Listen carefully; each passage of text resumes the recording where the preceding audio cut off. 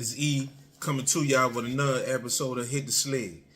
Before we get into this episode of Hit the Sled, man, I gotta ask y'all, subscribe to my YouTube channel, Hit the Sled. But not only subscribe, but also hit the like button as well.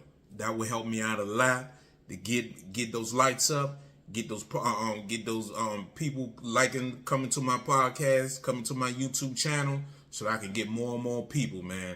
I truly appreciate everybody who supports me. This is an ongoing process. It's a marathon, not a sprint. But I'm working. We're gonna get some things going.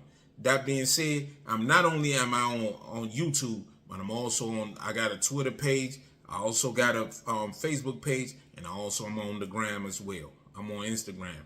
So follow me on Hit the Sled. Man, I truly appreciate everybody who do.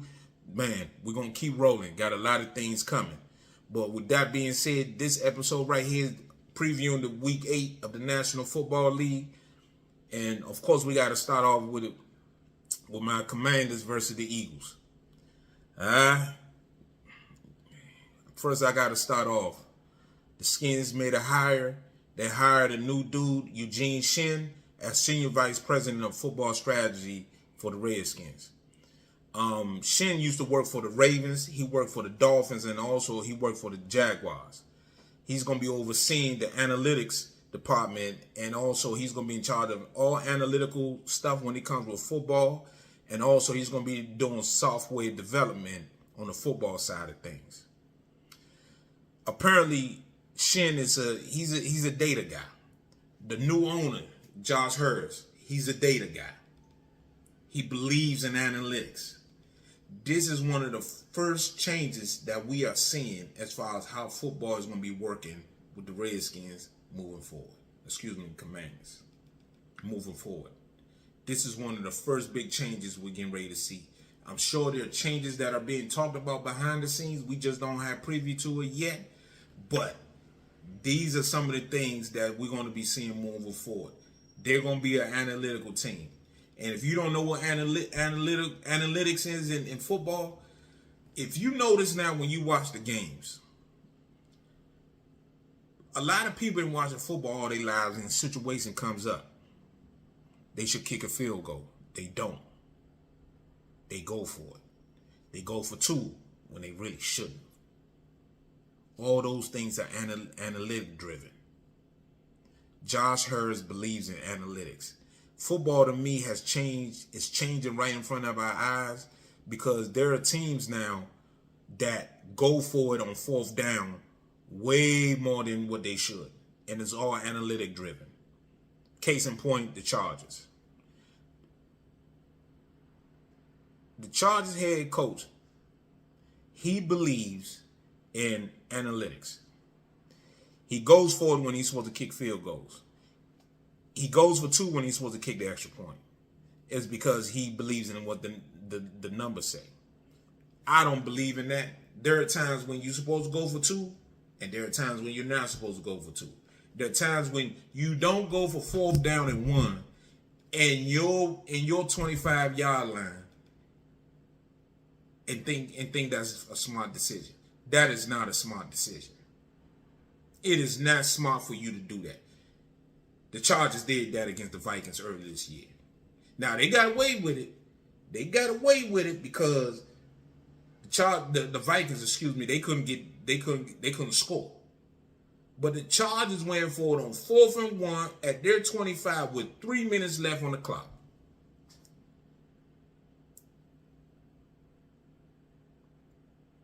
Up by 2. I don't know. It wasn't 2. They were up by 4, I believe. And they went for it. And, of course, they didn't get it. And luckily for them, their defense was able to make a stand. So those type of analytics are what the Redskins, the Commanders, are going to be doing moving forward. So when you start seeing Ron Rivera doing stuff that he ain't used to be doing, just know it's analytic driven. That's the certain things they're going to be doing. Draft picks. Stuff like that. They're going to be looking at all of that. This guy used to work for the Eugene Shin used to work. He used to work for the Ravens. They said he was Harbaugh's close guy. So this is something that they're gonna be doing. They're gonna be doing moving forward. That being said, as we go to the game this week against the Eagles, I'm gonna tell you like this. This all depends on Jalen Hurts. If Jalen Hurts plays, more than likely the Redskins are gonna lose. If Jalen Hurts is hurt and he don't play, Skins got a chance to win. To me, it's that simple. To me, it's legitimately that simple. The Redskins' offensive line cannot block the Eagles' defensive front. And the Redskins' defensive line is not getting the necessary pressure they need on Jalen Hurts. This is a line of scrimmage game. If those four first rounders on defense, Chase Young, Montez Sweat, Deron Payne, Jonathan Allen, if they come out ready to go, they might got a shot. But the Redskins' offensive line will prevent them from winning because they're not good enough. They're not good enough up front. Sam Howell's going to get hurt. I don't want this to happen. Don't get it wrong. I do not want this to happen. But if that offensive line, no changes are made to that offensive line, Sam Howell going to get hurt. The Giants, I said this on the show last week. The last show. The Giants went into that game with 5 sacks in 6 games. They left out of there with 6 sacks. Now you tell me. The Redskins are the only team in the National Football League without a first rounder on their offensive line.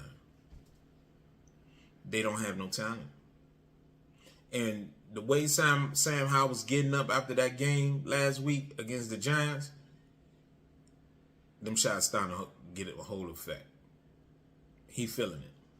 And what happens is that with a young player, when he starts feeling those shots, he keep getting hit every time he throw, guess what? His eyes drop. He don't look down the field. He looking at his brush. And guess what happens? He missing wide open receivers. Holding the ball too long. You know, so this right here to me, it's a line of scrimmage and Jalen Hurts. If Jalen Hurts played the Redskins, I don't believe are going to win this game. But if they come to play, hopefully they can come to play. I don't know. I don't think so. But let's hope. I'm a Redskin fan, so I'm hoping they play well and they get a win. Let's see. The next game that I'm gonna be talking about are the Jags against the Steelers. This is a very intriguing game right here. Very, very intriguing. The question going into this game, can the Steelers offense play any better? Can the Steelers offense hold their weight? Because the defense getting it done. Can the Steelers offense pull their weight? But also, this week, the Steelers defense is going to be tested. Man, the Jags got some players. Trevor Lawrence is playing well. They 5-2. Jags 5-2. The 2 losses they got is from the Houston Texans and the Kansas City Chiefs. And the Texans playing well too. So the Jags got talent out there. Do not feel like this is a cakewalk. It's at Pittsburgh, so it's a cakewalk for the Jags. The Jags played last Thursday. They've been off 10 days. They come to Pittsburgh. Pittsburgh played in LA. Long flight back to Pittsburgh. We'll see. Excuse me. But this is a very intriguing game, in my opinion. Very, very intriguing game. My next game right here is the Bengals against the Niners. I'm gonna tell y'all something, man. Niners done lost 2 straight. And Purdy was in a concussion protocol. Now, they said yesterday he practiced a little bit yesterday, so we'll see. Sam Darnold was the one who was supposed to be getting the start. We'll see as it closes against the game time, but the Niners missing Trent. Trent misses his customary 3-4 games a year. 4-5 games a year. He on a stretch right now. Trent always gonna miss 4-5 games. That's what it is. Trent ain't gonna play the whole season. Trent gonna miss a couple games.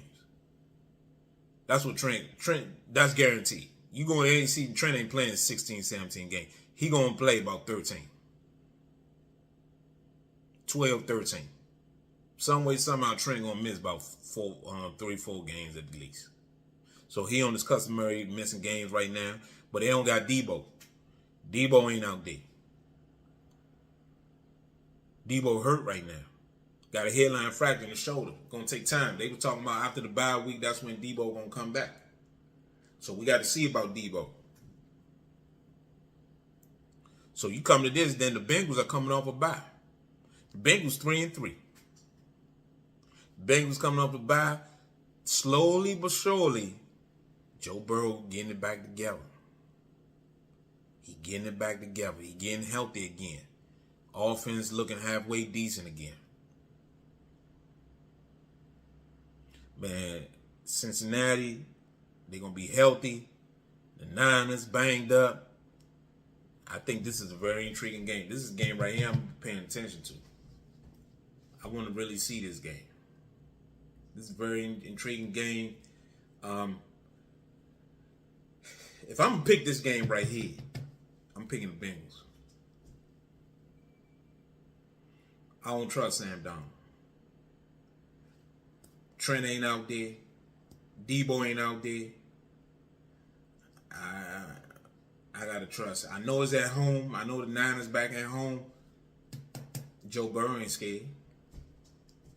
And he's coming off a bye. He's gonna be feeling good, healthy. Calf getting strong again. He gonna be off and running. I gotta go with the Bengals. And last but not least, on this one right here, I gotta talk about on this game right here. I gotta talk about the Cowboys against Rams. Cowboys coming off the bye too. Let's see if they can continue. They beat the Chargers going into their bye week. Let's see if they can continue the momentum they had coming off that win against the Chargers. That was a hard-fought game. That was an old school game. It was physical. It was hard fought. I loved it. I like that. I like them old. They was trying to run the ball. It was defense. I like what I saw. Dak persevered, and man, so I truly think they're gonna be coming out fresh. Man, you got to go with the Cowboys, of course, but I think they're gonna be going in. You never know, Jerry. They talking about Derrick Henry might get traded from the Titans to Cowboys. That'd be a big pickup. He'll bring a physical mindset. He'll bring physicality to the Cowboys. He really would. He would help Dak Prescott out a lot too. He would help Dak out a lot. And man, one thing I saw, some of the things I saw today in the past couple of weeks, people keep taking shots at Dak. Now listen, man, Dak is not Patrick Mahomes. He's not Joe Burrow. He's not even, I don't believe he's as good as Justin Herbert.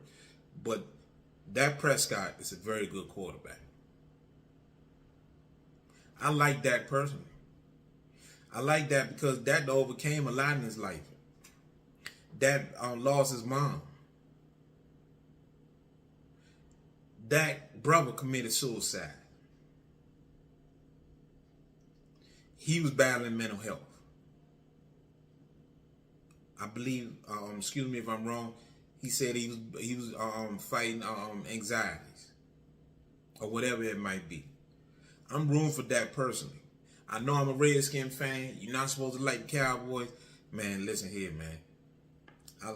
I like Dakota Prescott, man. I like him as a man. He's somebody, man. He's persevered. I like people that persevere. Mental toughness. Fight through the struggle. That get criticized every day. I know he plays for American team. He making $40-something million a year. I understand that. And he's got to deliver. That's what he's getting paid to do. I understand that. But I like people that's persevering.